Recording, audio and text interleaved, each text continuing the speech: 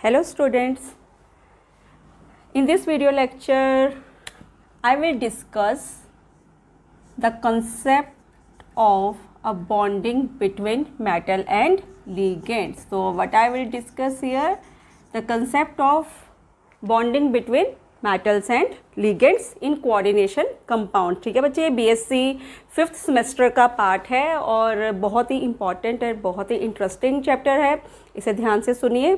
Coordination compounds के बारे में आप अपनी जूनियर क्लासेस में फर्स्ट एंड सेकेंड ईयर में पढ़ चुके हैं, तो अभी हम कोऑर्डिनेशन कंपाउंड्स क्या होते हैं उनको तो अब डिस्कस नहीं करेंगे। I will start from the lecture कि मेटल लिगेंड्स के बीच में बेटा जो बॉन्डिंग है, the bonding between metals and ligand is explained by number of theories. ठीक है ना, कौन कौन सी थ्योरीज है बेटा जिसमें मेटल और लिगेंड्स के बीच में बॉन्डिंग को एक्सप्लेन किया गया है, आपने पढ़ा होगा पहले भी। दैट इज अ सबसे पहली थ्योरी बेटा, it is a valence bond theory. Second theory is, जो कि आप शायद फर्स्ट टाइम पढ़ेंगे इसको, है ना, आपने अभी इसके बारे में कुछ खास पढ़ा नहीं होगा, crystal field theory. And number 3 is molecular orbital theory. ठीक है, इस बार आपके जो सेमेस्टर में थ्योरी है इंट्रोड्यूस हुई है, that is crystal field theory.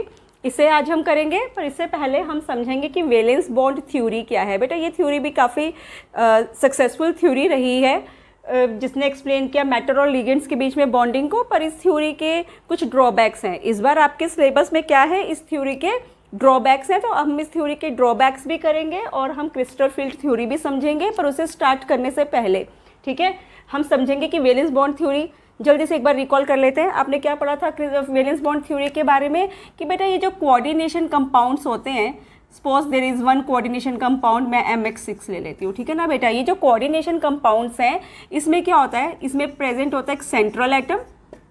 हमेशा हम मेटल लाइन को क्या कहते हैं बेटा, इसको हम कह देते हैं कि सेंट्रल एटम। ठीक है ना, ये जो मेटल आयन है बेटा, इसके पास क्या प्रेजेंट होते हैं, आपने पढ़ा, इट हैज़ एम्प्टी ऑर्बिटल्स। इसके पास क्या होते हैं, एम्प्टी डी ऑर्बिटल्स। और इसके साथ कौन बॉन्ड बनाएगा बेटा, लिगेंड बॉन्ड बनाएगा। तो लिगेंड के पास हमेशा क्या होते हैं बेटा, लोन पेयर ऑफ इलेक्ट्रॉन्स होते हैं। लिगेंड के पास क्या प्रेजेंट होते हैं, lone pair of electrons. Ligand, ये जो सेंट्रल मेटल एटम है, इसको लोन पेयर ऑफ इलेक्ट्रॉन्स क्या करते हैं, डोनेट करते हैं, और इसकी वजह से कौन सा बॉन्ड बनता है, कोऑर्डिनेट बॉन्ड बनता है। ठीक है, वैलेंस बॉन्ड थ्योरी में आपने अभी तक यही पढ़ा। इसमें क्या होगा, ये जो मेटल आयन है, ठीक है ना, इसके पास क्या प्रेजेंट है, एम्प्टी ऑर्बिटल्स। ये एम्प्टी ऑर्बिटल्स आपस में ओवरलैप करके एक न्यू सेट ऑफ ऑर्बिटल्स बनाते हैं, जिन्हें हम क्या कहते हैं बेटा, हाइब्रिड ऑर्बिटल्स। ठीक है ना, अब ये जो सेंट्रल मेटल आयन ने हाइब्रिड ऑर्बिटल्स बनाए, इन सब हाइब्रिड ऑर्बिटल्स की बेटा एनर्जी क्या होती है, सेम होती है, और ये एम्प्टी होते हैं। इसमें जो ये लिगेंड है, ये क्या डोनेट करता है, अपने लोन पेयर ऑफ इलेक्ट्रॉन्स, और इसकी वजह से क्या बनते हैं, कोऑर्डिनेट बॉन्ड बनते हैं। अभी तक ये आप सब पढ़ चुके हो। ठीक है ना, कितने लिगेंड्स मेटल के साथ ज्वाइन करेंगे वो डिपेंड करेगा कि मेटल के पास कितने एम्प्टी ऑर्बिटल्स हैं, और इसे हम क्या बोलते हैं, इसे हम इसका कोऑर्डिनेशन नंबर भी बोलते हैं। जैसे मैंने यहाँ पे एक एग्जांपल ऐसे लिख दिया था, यहाँ पर आपको क्या लग रहा है कि मेटल का कोऑर्डिनेशन नंबर क्या रहा होगा, 6 रहा होगा। तभी यहाँ पर कितने लिगेंड्स अटैच हैं, 6 लिगेंड्स अटैच है। तो ये तो आपने सब कुछ बेटा वैलेंस बॉन्ड थ्योरी के बारे में पढ़ा था कि कैसे मेटल और लिगेंड्स आपस में क्या बनाते हैं, बॉन्ड बनाते हैं। बट ये थ्योरी मैंने जैसे बोला काफ़ी सक्सेसफुल भी रही, but still this theory has so many drawbacks.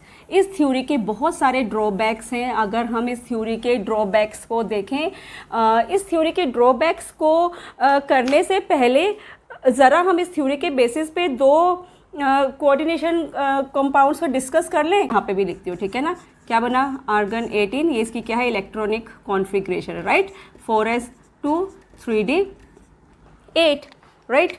अगर इसको यहाँ पर अगर मैं इसका बेटा ऑक्सीडेशन नंबर निकालूँ, निकल का ऑक्सीडेशन नंबर यहाँ पर क्या निकलेगा, निकल 2 पॉजिटिव। ठीक है, अगर निकल 2 पॉजिटिव इसका ऑक्सीडेशन स्टेट है, तो यहाँ पर अगर इलेक्ट्रॉनिक कॉन्फ़िगरेशन देखें बेटा, अब क्या बनेगी, अब यहाँ पर रह जाएगी 3d8, क्योंकि s में से 2 इलेक्ट्रॉन्स क्या हो जाएंगे, बाहर निकल जाएंगे। सेम यहाँ पर भी इसका जो ऑक्सीडेशन स्टेट निकलेगा, निकल का 2+ निकलेगा, और अभी ये इसकी ऑक्सीडेशन स्टेट देखें तो ये क्या रह जाएगी, 3d8 रह जाएगी, दोनों में सेम, राइट। तो मैंने यहाँ पर अगर हम इसके ऑर्बिटल्स को यहाँ पर ड्रॉ करें, क्या बनेंगे, 1 2 3 4 5, ये क्या बने, 3d ऑर्बिटल्स। आगे क्या होंगे 4s, उसके आगे क्या 4p। चलो सेम हम यहाँ पर भी ड्रॉ करते हैं। 1 2 3 4 5, ये क्या हुआ इसके बेटा 3d ऑर्बिटल्स, ये क्या हुआ 4s और ये क्या हुए 3, 1 2 3 4p। ठीक है, अब देखो यहाँ पर भी 8 इलेक्ट्रॉन्स हैं, यहाँ पर भी 8 इलेक्ट्रॉन्स हैं, है ना। 3d8 3d8 तो 8 इलेक्ट्रॉन्स को फिल करें 1 2 3 4 5 6 7 8, और यहाँ पर भी अगर हम देखें तो 1 2 3 4 5 6 7 8, ऐसे हम इलेक्ट्रॉन्स को फिल करते हैं। बेटा अब जब यहाँ पर ये वाला कॉम्प्लेक्स बनेगा ना, जब यहाँ पर निकल साइनाइड कॉम्प्लेक्स बनेगा, साइनाइड के लिगेंड्स जब मेटल आयन को क्या करेंगे आपस में इनके साथ बॉन्ड बनाएंगे, तो यहाँ पर क्या बनेगा, यहाँ पर तो अब हाइब्रिड ऑर्बिटल्स बनेंगे। मैंने आपको यही समझाया था वैलेंस बॉन्ड थ्योरी में। अब यहाँ पर क्या बने, हाइब्रिड ऑर्बिटल्स बने, तो क्या होगा इधर जब ये कॉम्प्लेक्स बनने लगेगा बेटा, कितने हमें खाली ऑर्बिटल्स चाहिए, 4 खाली ऑर्बिटल्स चाहिए। तो यहाँ पर क्या होगा बेटा, इलेक्ट्रॉन्स की ना पेयरिंग हो जाएगी, इलेक्ट्रॉन्स की क्या हो जाएगी, पेयरिंग हो जाएगी। अब हमें 4 ऑर्बिटल्स चाहिए थे बॉन्ड बनाने के लिए लिगेंड के साथ, तो ये 4 ऑर्बिटल, ये पहला, ये सेकेंड वन, ये थर्ड वन और ये क्या फोर्थ, ये कितने यहाँ पर यूज़ हुए, ये 4 ऑर्बिटल्स, हाइब्रिड ऑर्बिटल्स लिगेंड के साथ क्या बनाएंगे, कोऑर्डिनेट बॉन्ड। तो ये क्या बनी, इसकी हाइब्रिडाइजेशन बनी बेटा यहाँ पे DsP2, क्या बना DsP2, ये हाइब्रिडाइजेशन यहाँ पर बनेगी, है ना। अब हम इस वाले केस पर आ जाएं, यहाँ पर क्या होगा, अब जब यहाँ पर बेटा जो कॉम्प्लेक्स बन रहा है वो किसके साथ बन रहा है, क्लोराइड आयंस के साथ बन रहा है ना। तो इस केस में क्या होगा बेटा, इस केस में जब ये अपनी करेगा लिगेंड के साथ, जब ये बॉन्ड बनाएगा, पहले तो यहाँ पे ये हाइब्रिड ऑर्बिटल्स हो गए, है ना। तो यहाँ पे हाइब्रिड जब ऑर्बिटल्स बने 8 इलेक्ट्रॉन से, बेटा इस केस में इलेक्ट्रॉन्स आपस में पेयरिंग नहीं करेंगे, इसमें ये 4 खाली ऑर्बिटल्स हैं, हाइब्रिड ऑर्बिटल्स हैं, जो लिगेंड के साथ क्या बनाएंगे बेटा, कोऑर्डिनेट बॉन्ड बनाएंगे। तो यहाँ पर अगर मैं हाइब्रिडाइजेशन देखूँ क्या बनेगी, यहाँ पर हाइब्रिडाइजेशन बनेगी sp3। तो बेटा जब भी हाइब्रिडाइजेशन DsP2 होती है, हम कहते हैं कि हमारे पास कॉम्प्लेक्स ये ज्योमेट्री क्या बनी इस कोऑर्डिनेशन कंपाउंड की, it is a square planar. जबकि sp3 में क्या होती है बेटा, स्ट्रक्चर कैसे बनती है, इट इज़ अ टेट्राहेड्रल। यहाँ पे इस कॉम्प्लेक्स की शेप क्या बनेगी बेटा, टेट्राहेड्रल। ठीक है, तो हमने क्या देखा, हमने देखा कि निकल आयन है, निकल 2+ है जब, है ना, तो ये बेटा स्क्वायर प्लेनर भी बना सकता है, और ये टेट्राहेड्रल में मतलब कि जब 4 लिगेंड्स अटैच्ड हैं, टेट्राहेड्रल शेप और स्क्वायर प्लेनर शेप दोनों बना सकता है ना। अगर तो इलेक्ट्रॉन्स पेयर कर जाएं तो क्या बन जाएगा, स्क्वायर प्लेनर बन जाएगा। अगर इलेक्ट्रॉन्स पेयर अप नहीं होंगे तो हमारे पास क्या रहेगी, टेट्राहेड्रल शेप रहेगी। अब देखो इस बिहेवियर को, ये जितने भी ये जो हमने देखा ना डिफरेंट स्ट्रक्चर्स बनी, ये बेटा ड्रॉबैक्स में आ जाता है। अब देखो ड्रॉबैक, सबसे पहले तो अगर हम वैलेंस बॉन्ड थ्योरी की ड्रॉबैक्स देखें, सबसे पहले इसकी ड्रॉबैक क्या थी कि इसने नहीं एक्सप्लेन किया था इस थ्योरी ने कि इलेक्ट्रॉन्स की एक्साइटेशन के बारे में उसने कोई कंसेप्ट नहीं दिया था। इसकी वजह से हम कोऑर्डिनेशन कंपाउंड्स की इस थ्योरी के बेसिस पे इलेक्ट्रॉनिक स्पेक्ट्रा को नहीं क्या कर सकते, एक्सप्लेन कर सकते। ठीक है, सेकेंडली इस थ्योरी का ड्रॉबैक क्या था, सेकेंड ड्रॉबैक ये था कि वी नो दैट कि जो कोऑर्डिनेशन कंपाउंड्स होते हैं ना, उनमें कुछ मैग्नेटिक मूवमेंट होती है। बेटा मैग्नेटिक मूवमेंट सिर्फ तभी हो सकती है जब वहाँ पर मैग्नेटिक फील्ड जनरेट हो रहा हो, ठीक है ना। तो क्या है कि जो इलेक्ट्रॉन्स है, हमने अपनी क्लासेस में +2 से हम पढ़ते आ रहे हैं कि जो इलेक्ट्रॉन्स है वो हमेशा अपनी स्पिन की वजह से क्या मैग्नेटिक फील्ड जनरेट करते हैं। तो इस थ्योरी ने सिर्फ इलेक्ट्रॉन स्पिन की वजह से मैग्नेटिक मूवमेंट बताया था, पर हमें पता है कि जो मैग्नेटिक फील्ड है प्रोड्यूस होता है वो इलेक्ट्रॉन स्पिन के साथ साथ ऑर्बिटल मोशन की वजह से भी प्रोड्यूस होता है। तो उसने इस थ्योरी ने ऑर्बिटल मोशन का कोई कंसेप्ट दिया ही नहीं था। According to this theory magnetic movement is only due to the spinning of electrons, orbital motion का कोई रोल नहीं था वहाँ पर। ठीक है, बाकी अगर हम इसको देखें तो इसने क्या कंसेप्ट दिया कि अगर स्क्वायर प्लेनर कॉम्प्लेक्सेस बनाता है, अगर ये टेट्राहेड्रल कॉम्प्लेक्सेस निकल के स्क्वायर प्लेनर कॉम्प्लेक्सेस बना रहे हैं, तो बेटा ये जो स्क्वायर प्लेनर कॉम्प्लेक्सेस है ना, वो हमेशा डायामैग्नेटिक होंगे। वो हमेशा क्या होंगे, डायामैग्नेटिक, इस थ्योरी के अकॉर्डिंगली। क्यों डायामैग्नेटिक कब होते हैं बेटा? जब सारे के सारे इलेक्ट्रॉन्स पेयर अप हो जाएं, हम क्या कहते हैं, वो क्या शो कर रहे हैं, डायामैग्नेटिक बिहेवियर। जैसे यहाँ पर सारे इलेक्ट्रॉन्स पेयर अप नहीं हुए थे, 2 अनपेयर थे, तो ये पैरामैग्नेटिक है ना, पर ये क्या, डायामैग्नेटिक। अब इस थ्योरी ने क्या बोला कि निकल अगर स्केयर प्लेनर बना रहा है तो वो हमेशा क्या होगा, डायामैग्नेटिक ही होगा। बट यहाँ पर हमारे पास काफ़ी ऐसे निकल के कॉम्प्लेक्सेस हैं जो स्केयर प्लेनर तो हैं, पर वो डायामैग्नेटिक नहीं शो कर रहे हैं बेटा, वो डायामैग्नेटिज्म नहीं शो कर रहे, स्केयर प्लेनर होने के बावजूद भी वो पैरामैग्नेटिज्म शो कर रहे हैं। उस केस में पता क्या होता है, अगर मैं यहाँ पर इसको हटा दूँ, मैं अभी साइनाइड नहीं लिखती, सपोज करो कि कोई निकल का ही आयन है, किसका आयन है, निकल का ही कोई आयन है। अगर ये स्टेट है ना, इस थ्योरी ने पता है इसको कैसे एक्सप्लेन कर दिया कि ज्योमेट्री तो स्केयर प्लेनर ही रखनी है, ठीक है। तो स्केयर प्लेनर उन्होंने जस्ट कैसे बना दिया, उन्होंने कर दिया कि स्केयर प्लेनर के लिए हाइब्रिडाइजेशन DsP2, तो 1 2 3 4 5, ये 4s, और यहाँ पर क्या हुआ, सपोज करो ये क्या है, PZ है ना, PX PY। तो इलेक्ट्रॉन्स कैसे हैं, देखो 1 2 3 4 5 6 7, ये वाला जो इलेक्ट्रॉन है ना, इन्होंने क्योंकि ज्योमेट्री को तो क्या रखना था, DsP2 स्केयर प्लेनर रखना था, इस इलेक्ट्रॉन को यहाँ पर शिफ्ट कर दिया ताकि जो एम्प्टी ऑर्बिटल्स है ना वो ये ही रहे और हाइब्रिडाइजेशन क्या बन जाए, DsP2 बन जाए। अब ये इलेक्ट्रॉन यहाँ से इधर क्यों ट्रांसफर हुआ, इसकी कोई एक्सप्लेनेशन नहीं दी वैलेंस बॉन्ड थ्योरी ने, ये इसका नेक्स्ट ड्रॉबैक था, ठीक है। और अलग इसका एक और ड्रॉबैक था कि कई बार हाइब्रिडाइजेशन करते हुए क्या होता है कि समटाइम्स कॉम्प्लेक्सेस फॉर्म होने के लिए इनर डी ऑर्बिटल्स यूज होते हैं। बेटा इनर डी ऑर्बिटल का मतलब क्या, n-1 डी ऑर्बिटल्स यूज होते हैं, और कई बार कॉम्प्लेक्सेस बनते हुए बेटा आउटर डी ऑर्बिटल्स यूज होते हैं। अगर मैं सिर्फ फर्स्ट ट्रांजिशन सीरीज की बात करूँ ना, दैट मीन्स कि यहाँ पर कॉम्प्लेक्सेस जो यूज कर रहे होंगे वो 3D ऑर्बिटल्स, एंड समटाइम्स बेटा वो क्या यूज करते हैं, वो आउटर डी ऑर्बिटल्स भी यूज करते हैं। बट इस थ्योरी ने इसको भी नहीं एक्सप्लेन किया था कि why sometime it is inner d orbitals are involved in the complex formation and why there are sometimes outer d orbitals are used। that means कि इन्होंने low spin और high spin complexes को भी explain नहीं किया था। तो बेटा ये क्या है, ये इस थ्योरी के ड्रॉबैक्स हैं, और ये ऐसे ड्रॉबैक्स हैं कि इसकी वजह से अगर हम कोऑर्डिनेशन कंपाउंड्स की प्रॉपर्टीज़ को एक्सप्लेन करना चाहें ना, तो जब तक ये पॉइंट्स क्लियर नहीं होंगे हम इनकी प्रॉपर्टीज़ को एक्सप्लेन नहीं कर सकते, जो कि केमिस्ट्री पॉइंट ऑफ व्यू से क्या है, बहुत इंपॉर्टेंट भी है। तो इस ड्रॉबैक्स को, तो आपको ड्रॉबैक्स पता चल गए। अगर आप अपने सिलेबस को देखो ना, तो आपका जो यूनिट 1 है उस चैप्टर का नाम ही यही है, मेटल लिगेंड बॉन्डिंग, और सबसे पहला उसमें टॉपिक ही यही है, limitations of valence bond theory. तो क्वेश्चन इज वेरी इंपॉर्टेंट, तो आपको एग्जाम में डायरेक्ट क्वेश्चन पूछ लेते हैं, राइट डाउन या explain the various drawbacks of valence bond theory. तो होपफुली आपको ये ड्रॉबैक्स अच्छे से समझ में आए होंगे। अब इन ड्रॉबैक्स को किस थ्योरी ने ओवरकम किया, इस थ्योरी को ओवरकम किया, इसके ड्रॉबैक्स को बेटा क्रिस्टल फील्ड थ्योरी ने। अभी तक हमने इस वैलेंस बॉन्ड थ्योरी के बारे में पढ़ा। Now I will discuss here बेटा crystal field theory. This is again very very very successful theory, क्योंकि काफ़ी चीज़ें जो वैलेंस बॉन्ड थ्योरी में एक्सप्लेन नहीं हो पा रही थी वो क्रिस्टल फील्ड थ्योरी ने एक्सप्लेन कर दी। क्रिस्टल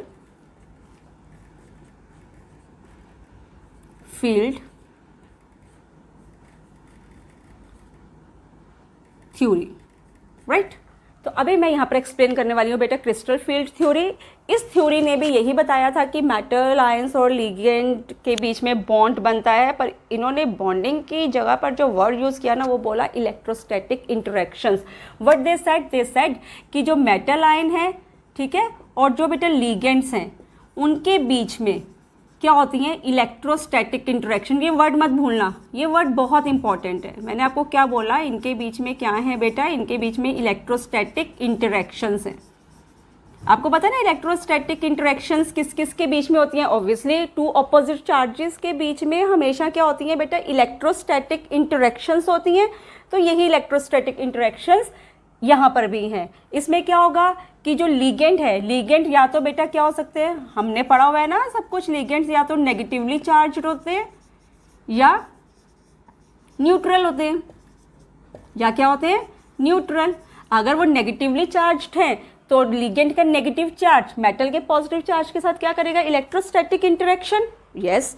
और अगर वो लिगेंड न्यूट्रल है, जैसे आप ले लो वाटर का एग्जांपल ले लो, तो वाट्स में भी क्या होते हैं, डाइपोल्स होते हैं, तो न्यूट्रल मॉलिक्यूल का नेगेटिव डाइपोल मेटल के पॉजिटिव के साथ क्या करेगा, इंटरेक्ट करेगा, अगेन इलेक्ट्रोस्टैटिक इंटरेक्शंस। और इन इंटरेक्शंस के बीच में एनर्जी को कैसे एक्सप्लेन कर सकते हैं, सपोज करो ये मेटल का पॉजिटिव चार्ज है, ये लिगेंड का क्या है, नेगेटिव चार्ज है, सपोज करो इनके बीच का डिस्टेंस क्या है, आर, तो यहाँ पे मैं सिंपल क्या लगाऊंगी, कूलम्स लॉ लगाऊंगी। कूलम्स लॉ के अकॉर्डिंगली एनर्जी क्या होती है, that is always the product of the two charges. जैसे यहाँ पर सपोज करो Q1 है, Q2 है, नेगेटिव चार्ज है एक में, तो इसने यहाँ पे नेगेटिव साइन, और दो चार्जेस के बीच का डिफरेंस क्या होता है, आर। तो this is what, these are the coulombic forces. ये हमने सब कुछ पढ़ा, ठीक है बेटा। तो ये क्या बन गया इसका, coulomb force, this is the energy between them, right. अब देखो बेटा, क्रिस्टल फील्ड थ्योरी में क्या इंपॉर्टेंट है, क्रिस्टल फील्ड थ्योरी को अगर स्टडी करना है ना, तो यहाँ पर हमें बहुत इंपॉर्टेंट है समझना ओरिएंटेशन ऑफ डी ऑर्बिटल्स। हम क्या पढ़ेंगे अभी, ओरिएंटेशन ऑफ डी ऑर्बिटल्स, और इसी के बेसिस पे I will explain crystal field splitting, crystal field splitting. अब ये क्या होता है, व्हाट इज दिस, बहुत बहुत बहुत इंपॉर्टेंट, ध्यान से समझना। अगर हम डी ऑर्बिटल्स को लिखें, d x Y, D Y z, d Z x, d x square minus y square, d z square.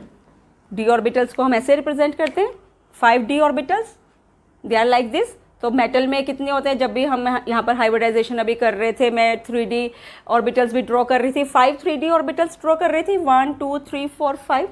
अब देखो बच्चे, ये जो 5 यहाँ पर डी ऑर्बिटल्स हैं, इनकी ओरिएंटेशन सेम नहीं होती। वी नो दैट कि जो d x Y, D Y Z और डी जेड एक्स ऑर्बिटल्स होते हैं, ऑल दे ये क्या है, डबल लॉब्ड हैं, है ना। तो डबल लॉब्ड ऑर्बिटल्स हैं बेटा। अगर इनकी ओरिएंटेशन देखें, ये हमेशा कोऑर्डिनेट एक्सिस पर, एक्स वाई जेड एक्सिस पे जब भी आप ड्रॉ करते हो, D x Y, D Y Z और डी जेड एक्स, बेटा they lie in between the coordinate axis. वो कभी कोऑर्डिनेशन एक्सिस के ऊपर नहीं लाई करते, they are in between the coordinate axis. जैसे डी एक्स वाई है, तो इसमें ये वाला डी ऑर्बिटल एक्स और वाई कोऑर्डिनेट्स के बीच में होगा। यहाँ पर डी वाई जेड में जो डी ऑर्बिटल्स है वो कहाँ पर, वाई और जेड की एक्सिस के इन बिटवीन, और यहाँ पर जेड एक्स में क्या होगा, जेड और एक्स की जो कोऑर्डिनेट एक्सिस है इन बिटवीन, ये ऑर्बिटल्स क्या करेंगे, लाई करेंगे।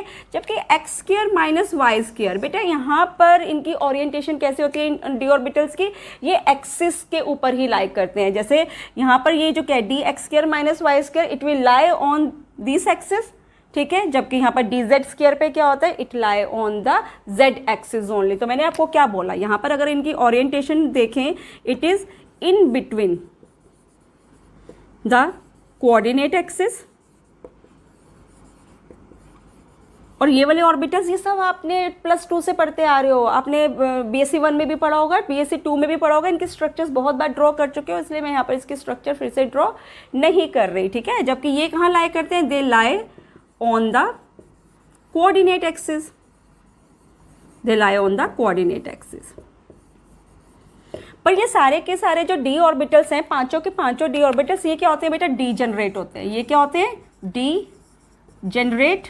डी जनरेट का मतलब क्या है, पता है ना, same energy, yes. D generate का मतलब कि जो पांचों के पांचों डी ऑर्बिटल्स हैं बेटा, इनके पास एनर्जी क्या है, दे हैव सेम एनर्जी।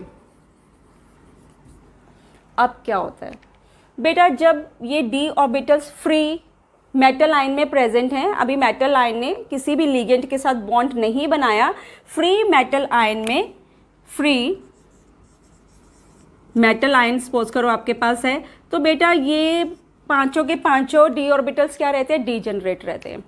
अब सपोज करो लिगेंड्स ने इन्हें अप्रोच करना शुरू किया, लिगेंड के ऊपर नेगेटिव फील्ड है, नेगेटिव चार्ज है, नेगेटिव पॉइंट चार्जेस हैं इसके ऊपर, और मेटल के ऊपर कौन से चार्ज है, मेटल के डी ऑर्बिटल में भी कुछ इलेक्ट्रॉन्स हैं। जब लिगेंड्स मेटल आयंस को अभी स्टार्टिंग में यूनिफॉर्मली डिस्ट्रीब्यूट करते हैं, जो कि एक हाइपोथेटिकल स्टेज है। अभी उन्होंने यूनिफॉर्मली डिस्ट्रीब्यूट किया अपने आप को मेटल के अराउंड। अब लिगेंड का नेगेटिव चार्ज मेटल के इलेक्ट्रॉन्स के साथ नेगेटिव नेगेटिव चार्जेस आपस में क्या करेंगे बेटा, रिपल्शन।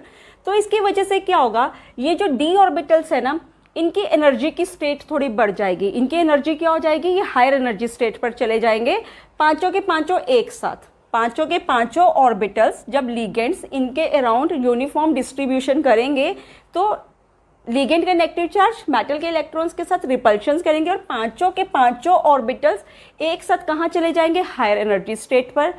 अब इसके बाद क्या होगा, इसके बाद अब लिगेंड्स जब बेटा इनको अप्रोच करना शुरू करेंगे, इनके बीच में क्या होगा, बॉन्डिंग स्टार्ट होगी। तो व्हाट विल हैपन बेटा, अब ये जो डी ऑर्बिटल्स है ना, ये देखो ये तीन एक जैसे हैं, ये दो एक जैसे हैं, इनकी बेटा स्प्लिटिंग हो जाएगी। अब यहाँ पर इन डी ऑर्बिटल्स का जो सेट था 5 का, वो स्प्लिट कर जाएगा। And this splitting of D orbitals of metal ions when ligands are approaching them, या लिगेंड, या ये भी कह सकते हैं कि वेन एवर मेटल आयंस, ठीक है, they are in the environment of ligands, ठीक है ना, व्हाट विल हैपन, ये जो डी ऑर्बिटल्स हैं which were degenerate, now they will split up and we call it as what बेटा, we call it as a crystal field splitting. हम इसे क्या बोलते हैं बेटा, इसे हम बोलते हैं क्रिस्टल फील्ड स्प्लिटिंग। सो आपको एक क्वेश्चन पेपर में जरूर आता है क्रिस्टल फील्ड स्प्लिटिंग मतलब क्या, it is the splitting of D orbitals या degenerate orbitals of metal ion when ligands are when metal ions present in the environment of ligands। तो आपको समझ में आया क्रिस्टल फील्ड स्प्लिटिंग क्या होता है। और ये स्प्लिटिंग ऐसी क्यों हुई कि 3 अलग हो गए, 2 अलग हो गए, रीजन मैंने आपको बता दिया, क्योंकि जब हम इनके स्ट्रक्चर्स देखते हैं, ये 3 orbitals they lie in between the coordinate axis, जबकि ये 2 orbitals they lie on the coordinate axis. This is the reason why इनकी जो स्प्लिटिंग होगी 2 सेट में होती है। 3 डी ऑर्बिटल्स एक तरफ चले जाते हैं और 2 एक तरफ चले जाते हैं। अब ये कहाँ जाएंगे, कैसे जाएंगे, इनकी स्प्लिटिंग कैसे होगी, ये डिपेंड करता है बेटा कि कॉम्प्लेक्स की कोऑर्डिनेशन, इसका कोऑर्डिनेट नंबर कितना है, ठीक है ना। अभी मेटल आयंस को हम यहाँ पर जो डिस्कस करेंगे, हम 2 ही केसेस करेंगे। एक हम करेंगे जब वो ऑक्टाहेड्रल है कॉम्प्लेक्सेस, और एक हम केस करेंगे जब कॉम्प्लेक्सेस क्या है बेटा, टेट्राहेड्रल, ठीक है ना। 2 ही केसेस, जब कोऑर्डिनेशन नंबर 6 है या कोऑर्डिनेशन नंबर क्या है, 4 है। तो सबसे पहले मैं जो क्रिस्टल फील्ड स्प्लिटिंग है ना बेटा, ये मैं डिस्कस कर रही हूँ ऑक्टाहेड्रल कंपाउंड्स में। किस में डिस्कस करने जा रही हूँ, ऑक्टाहेड्रल कंपाउंड्स में। ध्यान से समझो, तो हमें ये तो समझ में आ ही गया कि क्रिस्टल फील्ड स्प्लिटिंग में जो 5 डी ऑर्बिटल्स इनिशियली डीजेनरेट थे, अब वो क्या कर गए, 2 सेट्स में डिवाइड कर गए, टूट गए, स्प्लिट कर गए। अब ये जो 2 सेट बने ना, इनकी एनर्जीज अब सेम नहीं रहेंगी, इनकी एनर्जीज क्या हो गई, डिफरेंट हो गई। ध्यान से समझो, बहुत बहुत बहुत ईजी है, हमेशा मैं कहती हूँ। और ऑक्टाहेड्रल टेट्राहेड्रल एक्सप्लेनेशन बस रिवर्स हो जाता है, अदरवाइज सब कुछ बिल्कुल सेम है। अब देखो सपोज करो क्या है, सपोज मैंने आपके पास क्या एग्जाम्पल लेते हैं, हम क्या कर रहे हैं, crystal field splitting, crystal field splitting in octahedral. मैं कौन सा केस डिस्कस कर रही हूँ, ऑक्टाहेड्रल कॉम्प्लेक्सेस का। अब देखो बेटा क्या है, सपोज करो मैंने आपको क्या बोला कि मेटल आयन है, मेटल आयन के, ये सपोज करो आपके पास क्या है, कोई मेटल है, ठीक है ना। मैंने आपको क्या बोला कि मेटल आयन में हम क्या करते हैं, इनके जो डी ऑर्बिटल्स होते हैं, जब मेटल आयन फ्री स्टेट में है, ये 5 के 5 डी ऑर्बिटल्स क्या है, डीजेनरेट। ये क्या है अभी, डीजेनरेट। क्यों, क्योंकि इनकी एनर्जीज क्या है, सेम है। इसको हम कहते हैं बेटा स्टेट 1। इसको आप लिख के दिखा सकते हो, जब भी आपको एक्सप्लेन करना होगा ना, आप दिखा देना स्टेट 1। फिर मैंने आपको क्या बोला, मैंने बोला कि जब तक तो ये मेटल आयंस फ्री हैं, लिगेंड्स के इन्वायरमेंट में नहीं आए हैं, इनके डी ऑर्बिटल्स क्या रहेंगे, डीजेनरेट। अब क्या होगा, लिगेंड्स ने यूनिफॉर्मली डिस्ट्रीब्यूट किया, ठीक है, अराउंड द मेटल आयन, तो क्या होगा, ये बेटा हाइपोथेटिकल स्टेट होती है। ये हाइपोथेटिकल स्टेट है जिसमें ये मानते हैं कि लिगेंड्स ने क्या किया, मेटल्स के अराउंड उन्होंने यूनिफॉर्मली डिस्ट्रीब्यूट किया। तो बेटा ये पांचों के पांचों डी ऑर्बिटल्स है ना, ये थोड़ी हाई एनर्जी स्टेट में चले जाएंगे। कहाँ चले जाएंगे, हाई एनर्जी स्टेट में। पहले नीचे थे, ये एनर्जी है बेटा, यहाँ पे हम क्या दिखा रहे हैं इनको, एनर्जी। पहले ये लोअर एनर्जी स्टेट में थे, पांचों के पांचों डी ऑर्बिटल्स एक साथ कहाँ चले गए, हायर स्टेट में चले गए, इसको हम क्या बोलेंगे बेटा, स्टेट 2 बोलेंगे, राइट। अब लिगेंड्स ने क्या किया, उन्होंने और आगे अप्रोच करना शुरू किया, किसे, मेटल आयंस के एम्प्टी ऑर्बिटल्स को, डी ऑर्बिटल्स को। तो बेटा यहाँ पर क्या होगा ना, जब लिगेंड्स इनको अप्रोच कर रहे हैं तो ये जो लिगेंड्स के इन्वायरमेंट में आते ही ना बेटा, ये जो डी ऑर्बिटल्स है ना, now they will split up into 2 set of orbitals. किस में टूट जाएंगे, मैंने भी समझाया था 2 सेट ऑफ ऑर्बिटल्स कैसे। इसको ज़रा हम यहाँ से इरेज कर दें क्योंकि ऑक्टाहेड्रल का केस है। मैं यहाँ पर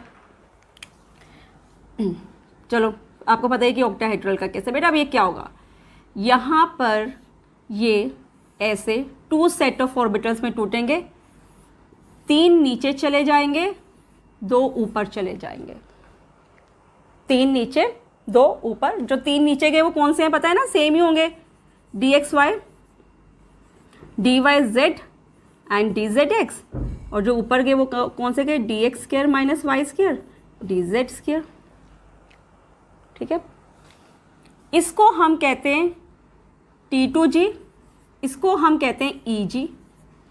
अब ये टूट गए ऑर्बिटल्स, ये T2g क्या है, यहाँ पे 3 ऑर्बिटल्स है ना, T is for triplet, E हम दे देते हैं डबलेट के लिए, E लगा रहे हैं यहाँ पर। और यहाँ पर G का मतलब पता है क्या है, इसको हम कहते हैं गरेडे। गरेडे का मतलब क्या है बेटा, सेम एनर्जी, डीजेनरेट है ना, ये 2 ऑर्बिटल्स की एनर्जी सेम और यहाँ पर ये 3 ऑर्बिटल्स की एनर्जी क्या, सेम, ठीक है ना।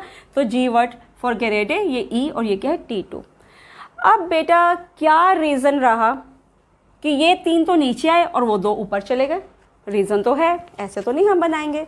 रीज़न क्या है बेटा, ये देखो यहाँ पर मैंने आपको क्या समझाया था, ये जो ये वाला सेट ऑफ डी ऑर्बिटल है, यहाँ पर ये D orbitals they lie in between the axis, they were lying in between the coordinate axis, यही बताया था। तो बेटा जब लिगेंड्स इनको अप्रोच करते हैं ना, क्योंकि ये इन बिटवीन द एक्सिस है तो यहाँ पर रिपल्शंस कम होती हैं, यहाँ पर लिगेंड के नेगेटिव चार्ज और इलेक्ट्रॉन्स के बीच में रिपल्शंस क्या होंगी, कम होंगी।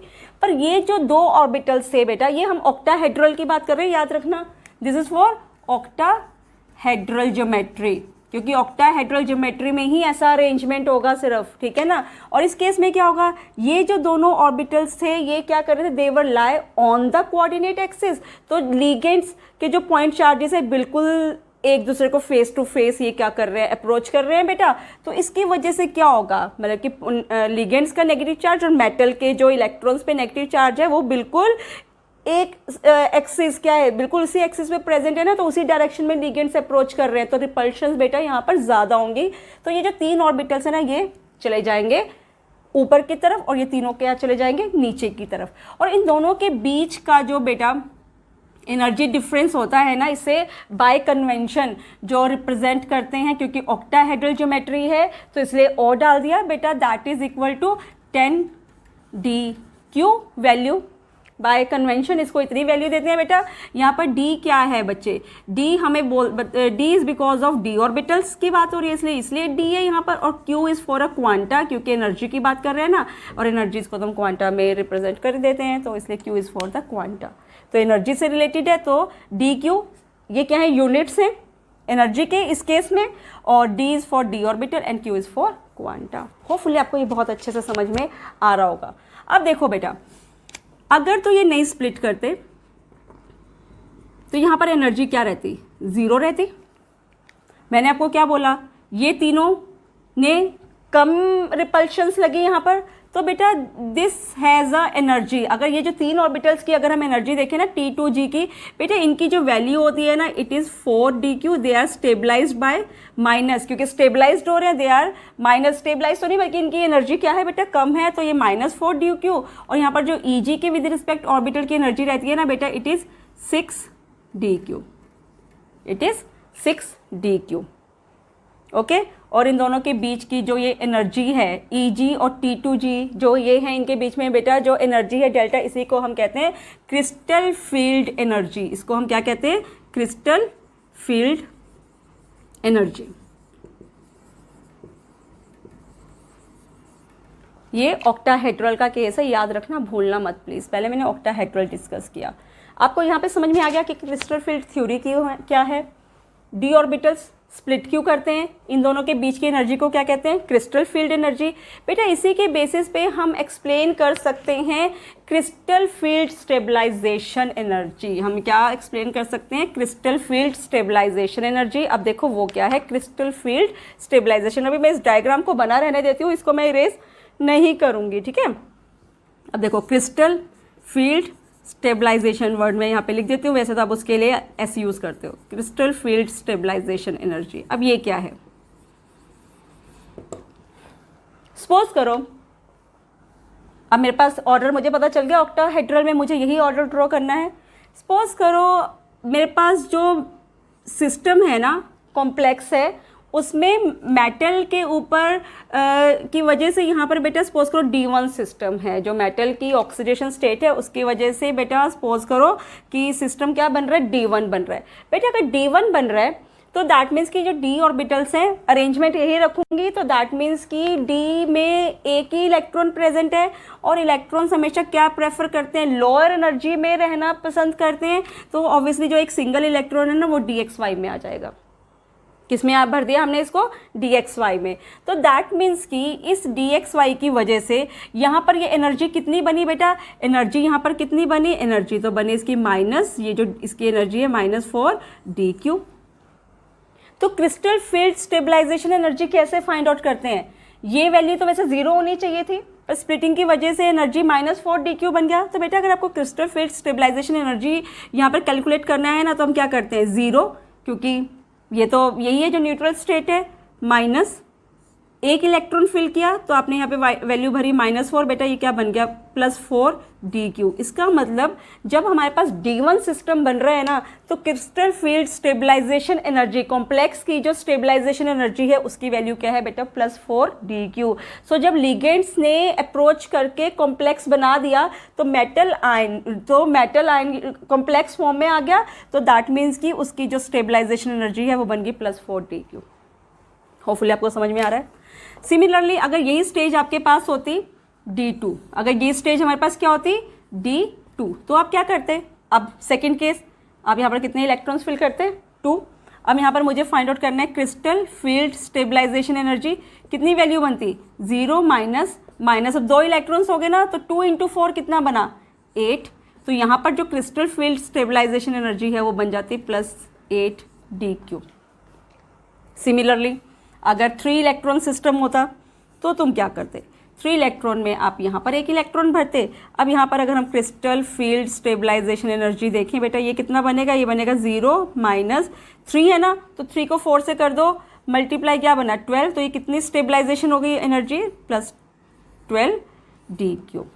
तो क्रिस्टल फील्ड स्टेबलाइजेशन एनर्जी क्या है, crystal field stabilisation energy of a coordinate compounds is the energy which is available to complex when, जब लिगेंड्स ने अप्रोच किया मेटल आयन को, अब वो कॉम्प्लेक्स बना, कॉम्प्लेक्स बनने के बाद due to this splitting the complex is stabilised by this much energy, और इसे ही हम कहते हैं कॉम्प्लेक्स की क्रिस्टल फील्ड स्टेबलाइजेशन एनर्जी। चलो 1 2 3 इलेक्ट्रॉन्स थे तब तक तो केस रहा ठीक। तब क्या हुआ, अगर इलेक्ट्रॉन्स हो गए 4, अगर इलेक्ट्रॉन्स क्या हो गए 4, इसको ज़रा इरेज करें। अब देखो अगर इसी केस में बेटा 4 इलेक्ट्रॉन्स हो गए तो 2 केसेस बन सकते थे। पहला केस, अब मैंने D4 की बात कर रही हूँ, मैं किसकी बात कर रही हूँ, D4 की। D4 में ये भी हो सकता था बेटा कि एक बार इलेक्ट्रॉन यहाँ आ जाए, है ना, बिल्कुल, और एक केस ये भी आ सकता था, दूसरा नीचे ड्रॉ कर दें। सपोज करो यही सेम डायग्राम है, केस 1 में चारों इलेक्ट्रॉन्स यहीं पे रह जाते, पर लिख दें यहाँ पे भी DXY, DYZ, DZX, DX² - Y² and DZ²। क्या हो सकता था, ये भी हो सकता था। इसके ना, इसको थोड़ा सा, इसकी वैल्यू कम होती है ना, इसको थोड़ा छोटा दिखाना और इसको थोड़ा बिग दिखाना, ठीक है। अब ये भी केस हो सकता था, या तो इलेक्ट्रॉन्स पेयर हो जाते या इलेक्ट्रॉन्स रहते सिंगल।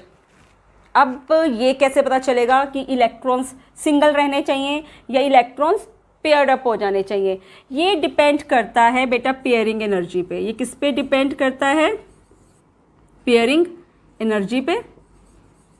अगर पेयरिंग एनर्जी अगर पेयरिंग एनर्जी क्या है बेटा, वो इस एनर्जी से, स्प्लिटिंग एनर्जी से क्या है, ज़्यादा है, तो क्या होगा, तो ये वाली स्टेज आएगी और हमारे पास क्या बनेगा, हाई स्पिन कॉम्प्लेक्स। क्या बनेगा, हाई स्पिन कॉम्प्लेक्स। और अगर पेयरिंग एनर्जी कम है तो इलेक्ट्रॉन्स क्या करना पसंद करेंगे, प्रेफर करेंगे, they will prefer pair up होना, और पेयर अप होने के बाद क्या बन जाते हैं बेटा, तब ये बनाएंगे लो स्पिन कॉम्प्लेक्सेस।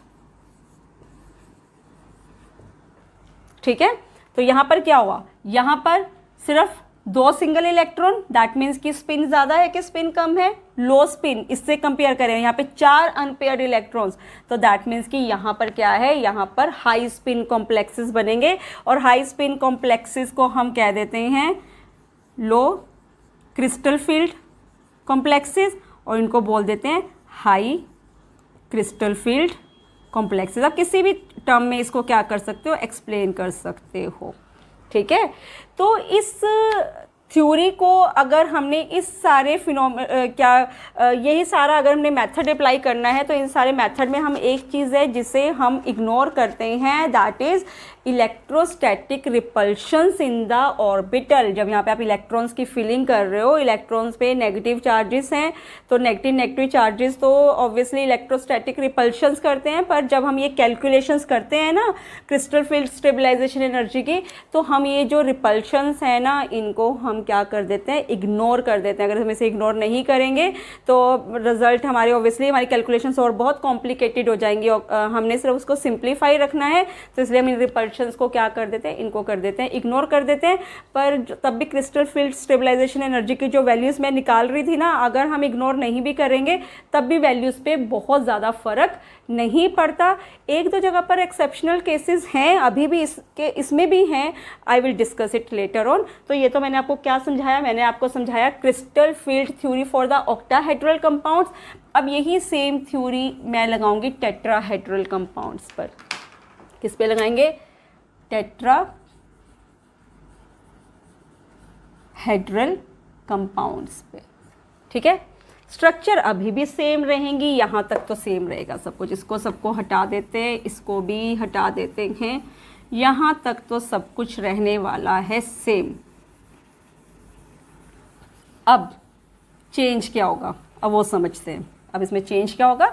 सो बेटा टेट्राहेड्रल का केस पहला तो सेम ही रहेगा। मेटल आयन के डी ऑर्बिटल्स क्या है, अभी जब वो फ्री स्टेट में है मेटल आयन, वो बेटा डीजेनरेट है। डीजेनरेट के बाद जब लिगेंड्स यूनिफॉर्मली अभी पॉइंट चार्जेस डिस्ट्रीब्यूट हुए मेटल्स के अराउंड, तो ये पांचों के पांचों डी ऑर्बिटल्स एक साथ ही हायर एनर्जी स्टेट पे चले गए। अभी भी इनकी एनर्जी क्या है, सेम है। जब भी एनर्जी सेम होती है बेटा, वर्ड क्या करना है, डीजेनरेट यूज करना है। अब टेट्राहेड्रल में क्या आ रहा है बेटा, टेट्राहेड्रल के केस में मेटल के पास कितने लिगेंड्स हैं, 4 लिगेंड्स हैं। कितने लिगेंड्स हैं, 4 लिगेंड्स हैं। ठीक है ना, तो बेटा इसकी स्प्लिटिंग, वहाँ पर 6 लिगेंड्स थे, अगर हम इनकी स्प्लिटिंग को कंपेयर करें ना, तो यहाँ पर स्प्लिटिंग एनर्जी हमेशा कम होगी। It is because simple reason, क्योंकि यहाँ पर 4 लिगेंड है और वहाँ पर लिगेंड क्या है, 6 है। 6 लिगेंड का इफेक्ट 4 लिगेंड से हमेशा ज़्यादा होगा। तो ऑक्टाहेड्रल में क्रिस्टल फील्ड स्प्लिटिंग हमेशा ज़्यादा होती है इन कंपैरिजन टू ना, वो हमेशा अप्रोच करते हैं इन बिटवीन द एक्सिस की तरफ से। वो अप्रोच की टेंडेंसी क्या होती है, या अप्रोच करते हुए रिपल्शंस ज़्यादा मिलती है इनकी ज्योमेट्री की वजह से। किस वजह से, इनकी ज्योमेट्री की वजह से ऐसा होता है कि इनको रिपल्शंस क्या मिलेंगी, ज़्यादा मिलेंगी, क्योंकि जो लिगेंड्स अप्रोच कर रहे हैं वो इन बिटवीन द एक्सिस ज्योमेट्री की वजह से अप्रोच करते हुए रिपल्शंस को ज़्यादा क्रिएट कर रहे हैं, जबकि यहाँ पर रिपल्शंस कम क्रिएट हो रही है। तो इसकी एनर्जी क्या हो गई, कम, इसकी एनर्जी क्या हो गई बेटा, ज़्यादा हो गई। सेम अभी भी यहाँ पे इसकी एनर्जी जो है that will be now -6 dq, और यहाँ पर जो इसकी एनर्जी है वो क्या है बेटा 4 dq। वो तो चेंज नहीं होगा, वो सब कुछ सेम रहेगा। और मैंने आपको बोला अगर हम टेट्राहेड्रल कॉम्प्लेक्सेस की स्प्लिटिंग को देखें, हम ऑक्टाहेड्रल की स्प्लिटिंग को देखें, तो किसकी स्प्लिटिंग ज़्यादा होगी, ऑक्टाहेड्रल में स्प्लिटिंग ज़्यादा होगी। क्यों, क्योंकि यहाँ पर 6 लिगेंड है जो अप्रोच कर रहे हैं, यहाँ पर सिर्फ 4 लिगेंड्स है। स्प्लिटिंग लिगेंड्स के अप्रोच करने की वजह से होती है। जितने ज़्यादा लिगेंड्स उतनी स्प्लिटिंग भी क्या होगी बेटा, ज़्यादा होगी। और अगर हम इसकी एनर्जी को देखें ना, दैट इज़ जो कैलकुलेटेड एनर्जी है that is approximately -4/9 times of this approximately if its values are calculated. Minus sign का मतलब क्या है कि यहाँ पे लिगेंड्स कम है, स्प्लिटिंग कम है, इसलिए हम यहाँ पर माइनस का साइन लगा देते हैं। तो this is a crystal field theory for octahedral complexes as well as tetrahedral complexes. Rest of इसके एक्सेप्शनल बिहेवियर या बाकी की स्टडीज़ यूनिट 1 की we will do in a next video lecture. Hopefully आपको ये लेक्चर बहुत अच्छे से समझ में आया होगा। बहुत आसान है, एक बार आपने यहाँ से समझ लिया, बुक से रीड करो। और क्वेश्चंस इंपॉर्टेंट कौन से बनते हैं? क्वेश्चन इंपॉर्टेंट यही बनते हैं कि सबसे पहले तो लिमिटेशंस क्या हैं वैलेंस बॉन्ड थ्योरी की, क्रिस्टल फील्ड थ्योरी क्या है, ठीक है ना, इसकी स्प्लिटिंग कैसे होती है, क्यों होती है, टेट्राहेड्रल ऑक्टाहेड्रल की स्प्लिटिंग आपको शो करनी आ जाती है, टेट्राहेड्रल रिवर्स क्यों है ऑक्टाहेड्रल से, ऐसे ऐसे क्वेश्चंस पूछे जाते हैं। और बाकी इसके बेसिस पे कोऑर्डिनेशन कंपाउंड्स की हम कैसे शो कर सकते हैं, इनकी ज्योमेट्रीज कैसे बता सकते हैं स्प्लिटिंग के बेसिस पे, इसे हम एक्सप्लेन करेंगे नेक्स्ट वीडियो लेक्चर में। होपफुली आपको ये लेक्चर बहुत अच्छे से समझ में आया होगा। So thank you for your patience and have a nice day. So बेटा टेट्राहेड्रल का केस पहला तो सेम ही रहेगा। मेटल आयन के डी ऑर्बिटल्स क्या है? अभी जब वो फ्री स्टेट में है मेटल आयन, वो बेटा डीजेनरेट है। डीजेनरेट के बाद जब लिगेंड्स यूनिफॉर्मली अभी पॉइंट चार्जेस डिस्ट्रीब्यूट हुए मेटल्स के अराउंड, तो ये पांचों के पांचों डी ऑर्बिटल्स एक साथ ही हायर एनर्जी स्टेट पे चले गए। अभी भी इनकी एनर्जी क्या है? सेम है। जब भी एनर्जी सेम होती है बेटा वर्ड क्या करना है? डीजेनरेट यूज़ करना है। अब टेट्राहेड्रल में क्या आ रहा है बेटा? टेट्राहेड्रल के केस में मेटल के पास कितने लिगेंड्स हैं? 4 लिगेंड्स हैं। कितने लिगेंड्स हैं? 4 लिगेंड्स हैं, ठीक है ना। तो बेटा इसकी स्प्लिटिंग, वहाँ पर 6 लिगेंड्स थे। अगर हम इनकी स्प्लिटिंग को कंपेयर करें ना, तो यहाँ पर स्प्लिटिंग एनर्जी हमेशा कम होगी। It is because simple reason, क्योंकि यहाँ पर 4 लिगेंड है और वहाँ पर लिगेंड क्या है? 6 है। 6 लिगेंड का इफेक्ट 4 लिगेंड से हमेशा ज़्यादा होगा। तो ऑक्टाहेड्रल में क्रिस्टल फील्ड स्प्लिटिंग हमेशा ज़्यादा होती है in comparison to this. Okay, अब यहाँ पर बेटा केस ना बिल्कुल रिवर्स होने वाला है। यहाँ पर क्या होगा? यहाँ पर 3 ऑर्बिटल्स ऊपर चले जाएंगे और 2 ऑर्बिटल्स नीचे चले जाएंगे। क्या चले जाएंगे? नीचे चले जाएंगे। और इनके अगर ये नहीं स्प्लिट करते तो यहाँ पर भी एनर्जी की वैल्यू मैंने क्या बोली आपको? 0 होती। और इनके बीच के डिफरेंस को हम वहाँ पे डेल्टा ओ से रिप्रेजेंट करे थे, यहाँ पे हम किससे रिप्रेजेंट करेंगे? डेल्टा टी से रिप्रेजेंट करेंगे। अब यहाँ पर d x square minus y square की एनर्जी कम है, डी जेड स्क्वायर की एनर्जी इन दोनों की कम है, जबकि d x Y, D Y Z और डी जेड एक्स की एनर्जी क्या है बेटा? ये ज़्यादा है। रीज़न क्या है? रीज़न ये है कि जब हम यहाँ पर देखें ना इनकी ओरिएंटेशन, बेटा मैंने आपको क्या बोला था कि d x square minus y square d z square ये तो बिल्कुल कहाँ लाई करते हैं? They lie on the axis, बिल्कुल वही सेम जो पहले बोला था। जबकि ये तीनों they lie in between the coordinate axis. तो बेटा जब टेट्राहेड्रल ज्योमेट्री है ना, जब लिगेंड्स